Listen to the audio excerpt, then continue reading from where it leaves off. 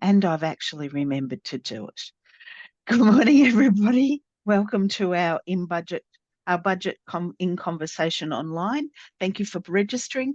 I'd like to introduce Danielle, our treasurer, who is going to do the presentation today. And let's go. Thanks, Narelle. Good morning, everyone. My name's Danielle. I'm, as Narelle said, Treasurer of the CCAB and Operations Coordinator for the Mildura Cemeteries Trust. So firstly, I want to say thank you very much to Julia Drew, who has put together today's presentation for me, because I've been offline for a bit of this last week. So thank you to Julia for starters. So we'll make a start. Narelle's going to chip in where I miss stuff, aren't you, Narelle? Yes, I will. Yes. Okay, so this is the third of our in conversation sessions online. We've sort of done grant writing and forms, and we're following up with budget now. While I think you're all in the process of finalising your abstract of accounts, so budget's pretty timely, I guess, at this stage.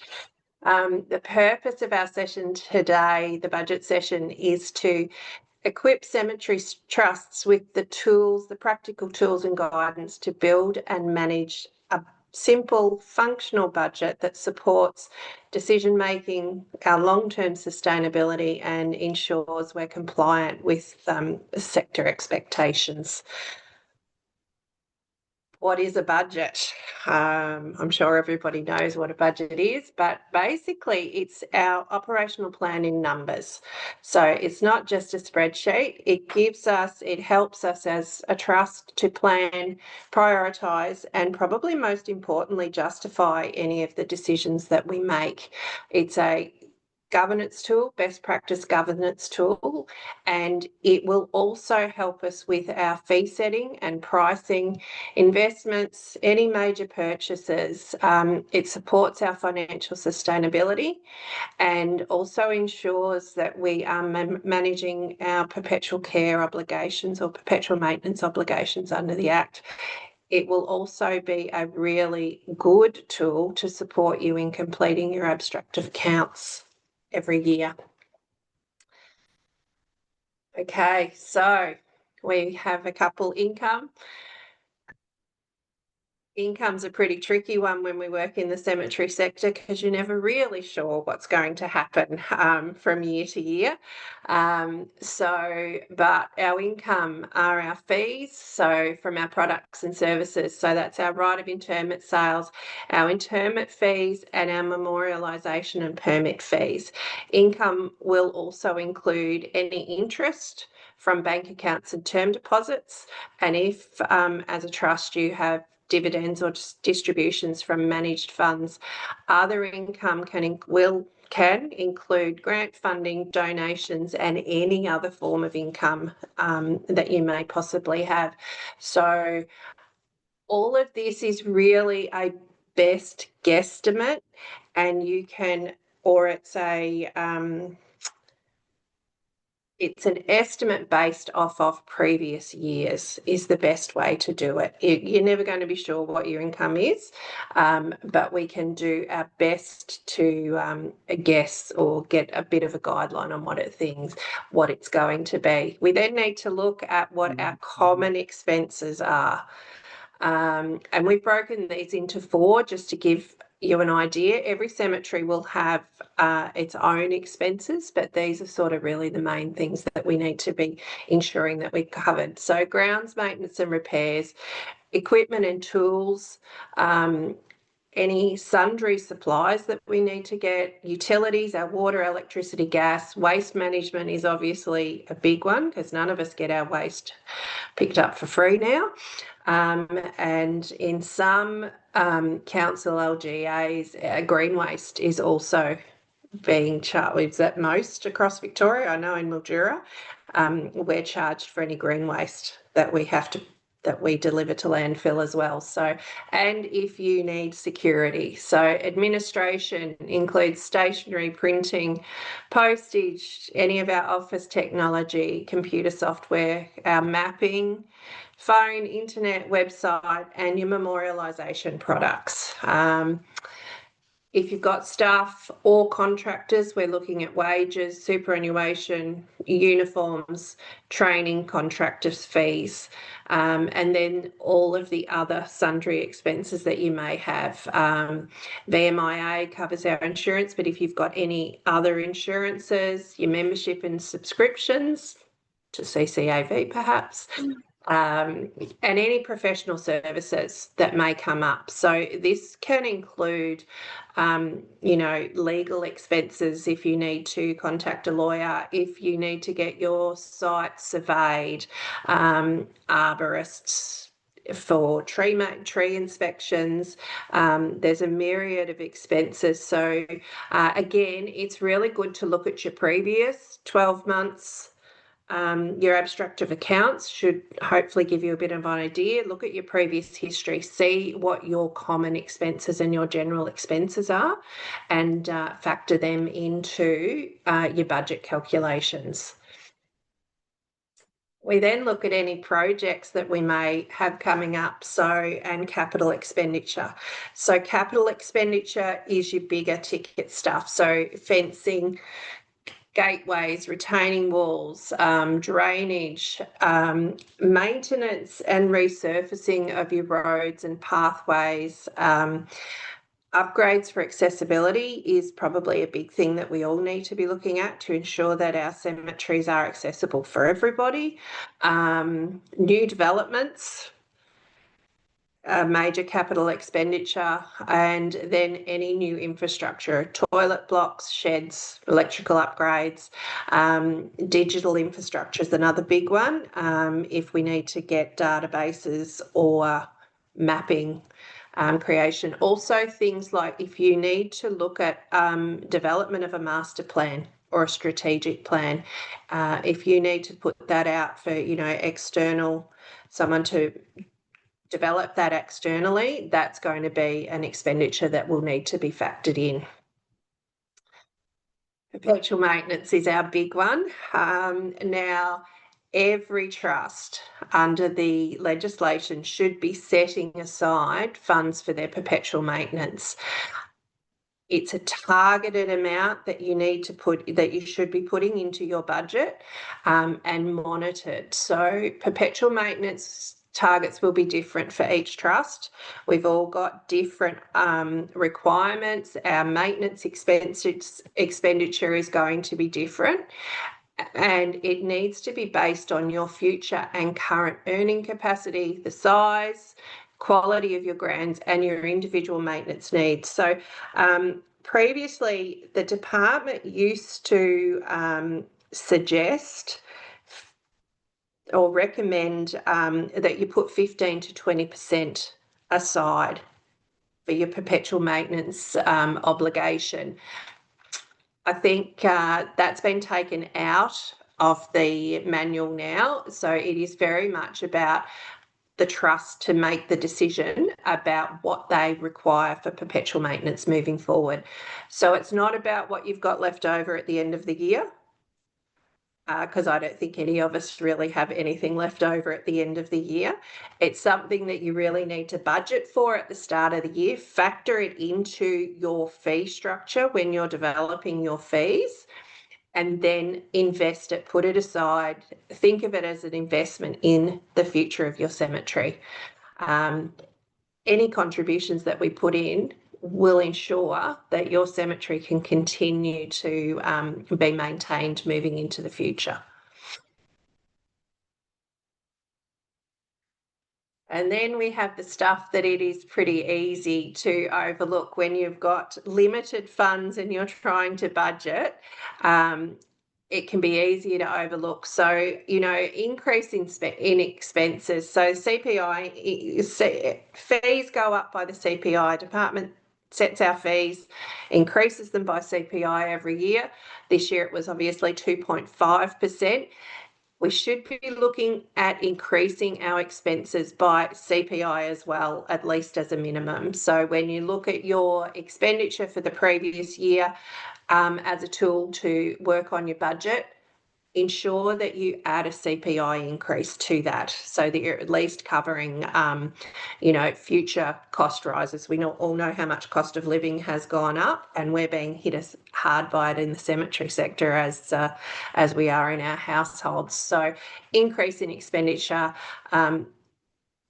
We may have some subscriptions or memberships that are on auto renew, and they might only come up once every 2 or 3 or 4 years. So it's good to keep a reminder of that, because you might get a surprise come year 3 for a subscription that you'd actually forgot that was sitting in the background there. Obviously, your perpetual maintenance contribution. Sometimes if you've got a website, there can be additional expenses that come in every now and then. Bank fees and charges. We can never guarantee what the banks are going to do. So factor something like that in. Some cemeteries may have honorarium agreements. And then if you've got staffing, leave liabilities, you need to have provisions set aside to cover leave liabilities for your staff. And then, okay, if you've never done a budget before, it can potentially all sound a little bit overwhelming. Best way to start, pull up last year's abstract of accounts and your financials, and then drill down into them and have a really good look. So that gives you a starting base. Don't just copy them. Have a good look at them and just see, why you spent what you did last year, what you spent it on, and then try and work forward from there. Also have a conversation. Trust members are a very, very good point of information, because they'll have historic knowledge. They'll have insight into what you're looking towards doing in the future, so what your future projects may be, and they'll give you an idea of a way of moving forward. Also, a good idea to talk to your contractors and suppliers to see what kind of increases in expenditure they're looking at. So if their costs are going up and their bill, their charges to you are going to go up, it would be great to know that at the start for the year moving forward, and you can factor that into your budget as well. And then use your data. Do a little bit of research, and I think it's always good to probably look at your last 5 years. Don't just look at your last 12 months on what your sales have been, what your burial records, what your burial numbers are. Have a look at your last 5 years and just get a bit of an average.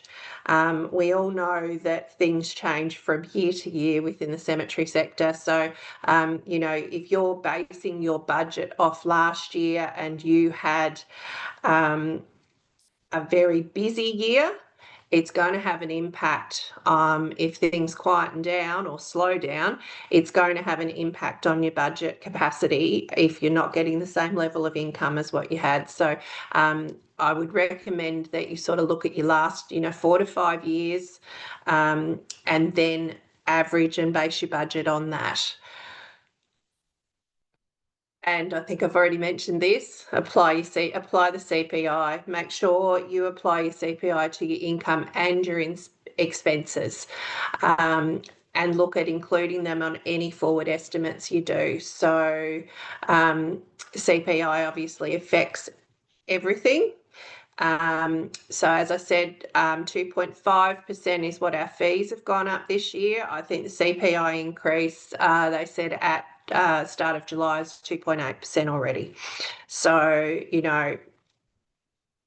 looking at that, and then make informed assumptions. So we've sort of discussed this already too.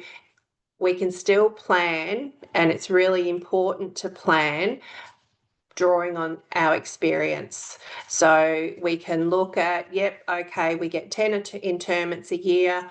So our experience, what our expectations are of the next 12 months, we've got no staff changes expected.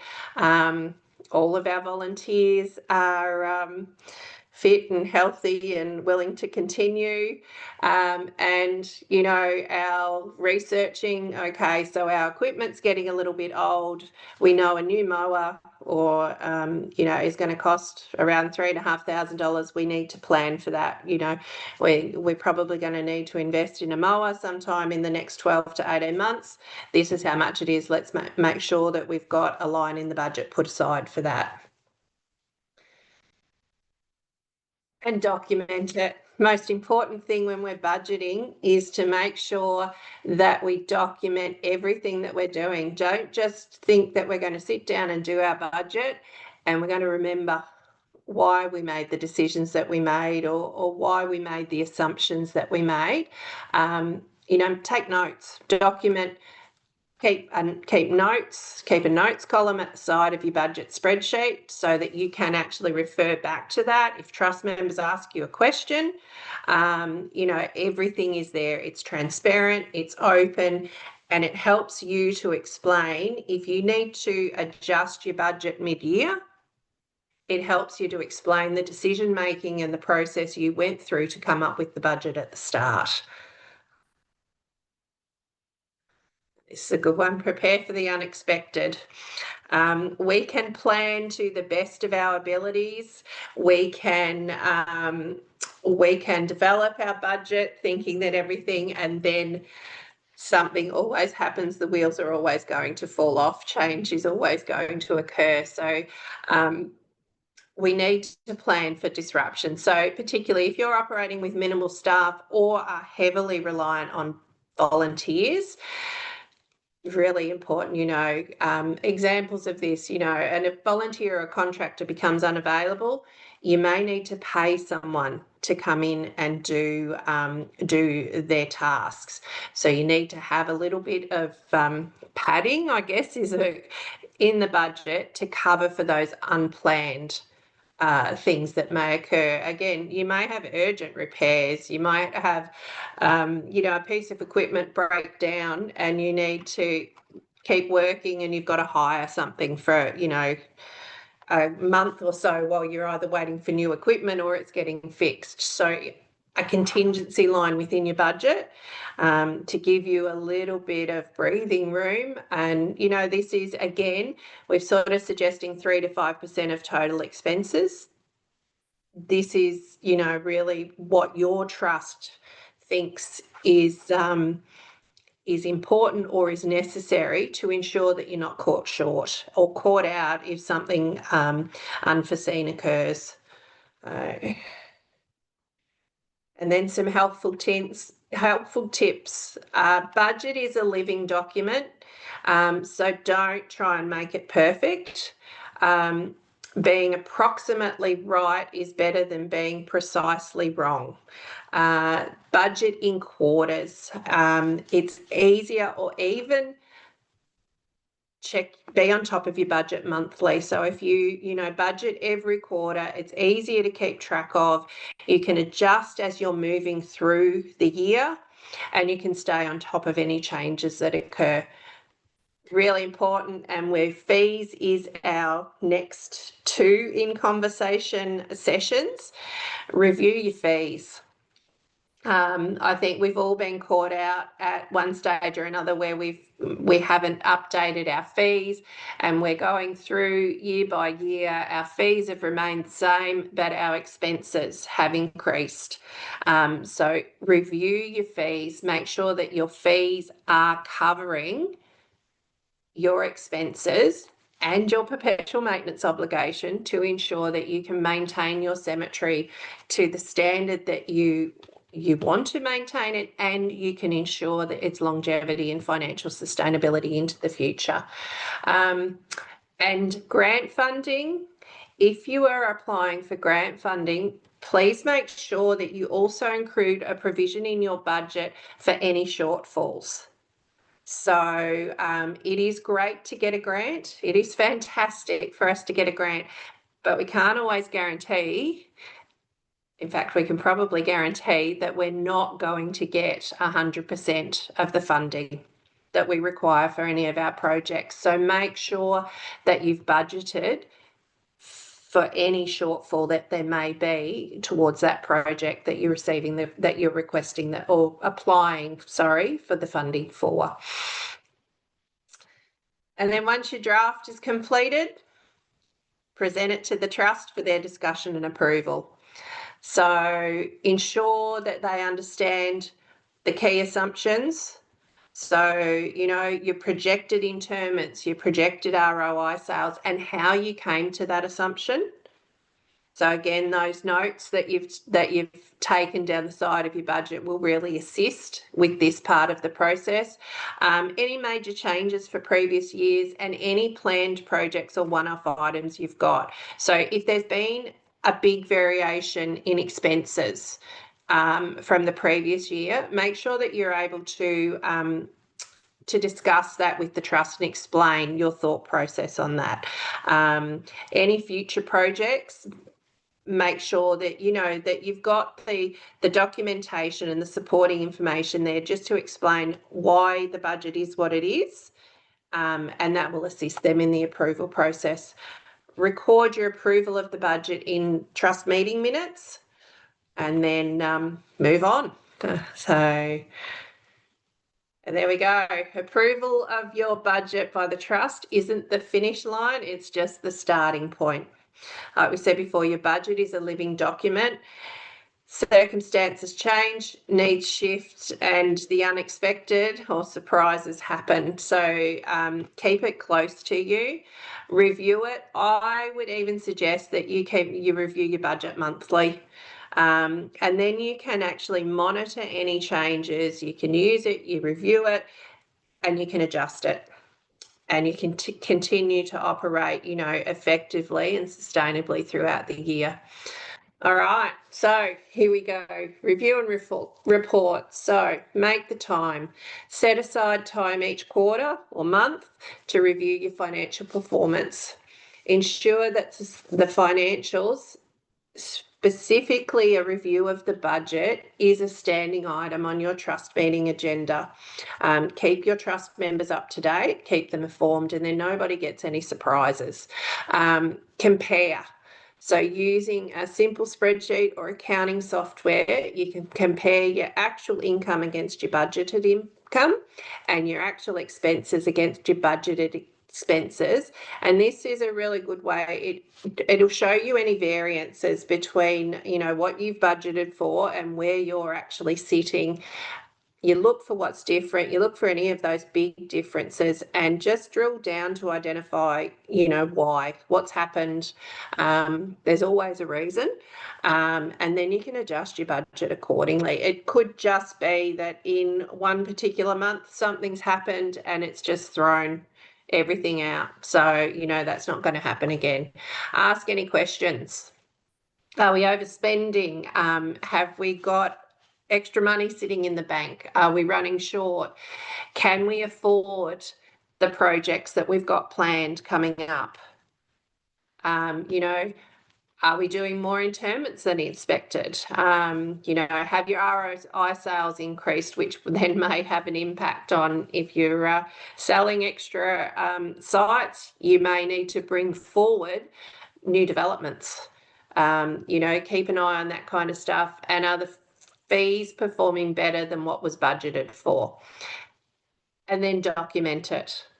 So if there's any variations, any big variations, you know, identify them, work out what's happened, and then document it, and then share it with the trust. So clear documentation improves transparency, supports good governance, and improves on your future planning. It also sort of drives any future planning that you may have. And then adjust. So stay responsive and adapt as needed. So again, we said, you know, circumstances change, priorities shift, community needs evolve and change, and then it's really normal to revisit your budget mid-year. Do a 6-month review and make it a really deep dive into it. Have a good look at it at the 6-month mark. You can see where you're at, where your sales are at, and move forward on that. Adjustments may be needed. There could be cash flow constraints, urgent works, like, that expect the unexpected. So you might have unplanned works, you might have equipment failure. You may need to reprioritise some of your projects, or you may have the trust may have gone, you know what, we don't think we need to do that now, let's push it back, or this project needs to be brought forward. There's a community expectation, we need to bring this project forward, higher or lower demand. Then if that's where you're sitting and there is some changes that need to be made, present the revised budget to your trust for discussion and approval, and again, document. So document your reasons for the adjustment, and then get your budget endorsed, and then you continue on again. And there is always resources. So the Department of Health have actually got some pretty good resources on the website. So these have been attached. Now, they do have a budget template. It's just a template, so it doesn't fit every cemetery. It doesn't fit the needs of all cemeteries. Have a look at it, make it work for you. Templates are there to be manipulated and played around with, and you just make it work for what suits your cemetery, or if you've got a better one, use that too. So but the guideline, there's guidance there if you need it. All right, and then I think I've whipped through this. I talk fast, sorry everybody. So this, like we said, we've got upcoming in conversation sessions, face-to-face over the next 2 months. So our next one is on the 9th of September in Horsham. We then have a session on the 10th of September in Ararat, and then we've got 3 in October before we head out to Colac in November. So we've got 2 in Melbourne and 1 in Bendigo for October. So I really recommend that if they're nice, they're really good to attend. Narelle will be putting some more information. I think you've put Horsham and Ararat out already, haven't you? And then there will be more information and invitations to come. But it is a really good opportunity to meet with the CCAV executive, and also meet with other cemetery trusts and trust members from your region, and have a conversation and share your feedback and your concerns, and ask any questions. So that's what we're here for. So so I recommend attendance to those events. And then we've got a couple of online sessions, a few more online sessions coming up. So as I said, September and October are very much about fees, and then we're talking social media in November. So and if you've got any other topics that you want us to follow up with or get to present in this format, please let me know, so that we can then develop and find the persons that can provide us the correct information under these sessions. Neville, thank you for your suggestion. We will add... Very good suggestion. We will add that to our list of opportunities and timely reminders to do business plans, etc. And then the other events that we have coming up are the annual AGM, which is on the 22nd of October at the MCG. Guest presenters will be Neil Baum and the coroner. The coroner, yes. So, so I must admit, I'm really looking forward to listening to the coroner in particular, and Neil Baum, but So so the AGM is on the 22nd of October, and the annual conference, country conference, is the 25th to the 27th of March next year. Sounds like a long time away, but it's actually not really when you think about we're nearly in September. And that's it. So does anyone have any questions or any feedback, considering I raced through that so quickly?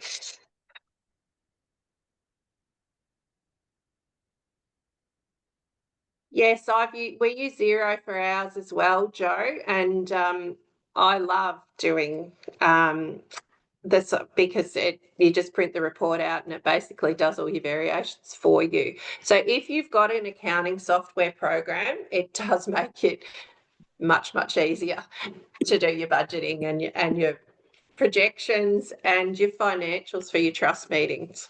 So Xero as well, and it's just it's when you use their budget software, you can run your P&L to budget, and it gives you, for example, it'll give you an up and down. It'll give you a green arrow, or it'll give you a red arrow. And for me, when I've got to sit there and report to the board, I know exactly which ones I need to highlight, which ones I've got to focus on. You know, and then I can look at it. Oh, it's $52 over. I might not do that one. Now, for some people, they might do $52 over. But it also uses your data to help you with your budget too. It's smart enough that it can take last year's data and it can predict, you know, if you want to take it that far, it'll help you and go, well, based on your trends, you expend $2,000 a month on interment services, you know, on grave digging services, and it can do that for you. So definitely, if you've got the tech, it's great. And just remember to factor in your monthly subscription into your expenses as part of your budget costings. And if you can, Xero does do not-for-profit discounts. If you can make a case for being a not-for-profit, it's worth applying for. It's like 30 or 40% reduction. Any other questions? Thanks, Joe.